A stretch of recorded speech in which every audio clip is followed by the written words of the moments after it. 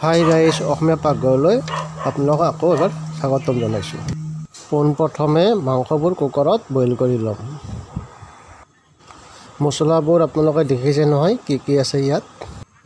এতিয়া তেলবোৰ গৰম হোৱাৰ পিছত শুকান জলকীয়া এটা দি লৈছোঁ আৰু মছলাবোৰ দি লৈছোঁ।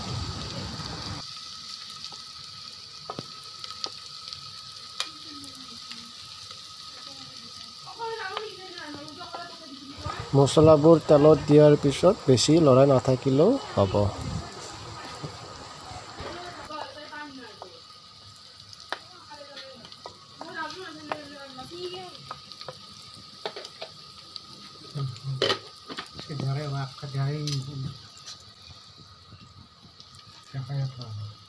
সৰুটো উঠি দিছোঁ ভিতৰ পেলাই আকৌ দেখা নাই দেখা নাছিল নামালটো।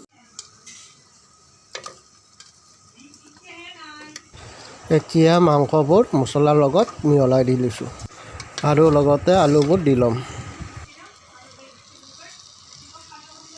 এতিয়া অলপ সময় লৰাই ল'ম।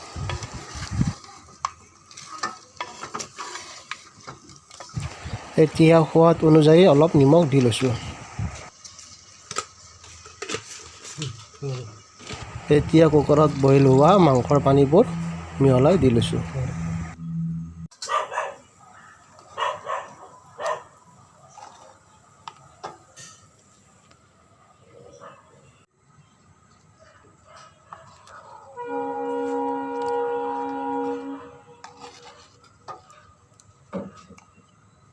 বেছি সময় আৰু লৰাই থাকিব নালাগে, কাৰণ মাটিৰ বাচনত বনাইছোঁ, সেয়ে আপোনালোকে বনালে বেছি সময় লৰাই নাথাকিব আৰু গেছৰ জুইৰ স্কিনটো কমাই পেলাইহে বনাব আপোনালোকে।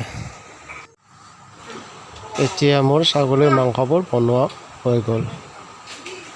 এনেকৈ এবাৰ বনাই খাবচোন, মাংসৰ লগত মাটিৰ গোন্ধটো ধুনীয়াকৈ পাব, খুবেই ভাল লাগে। বাই।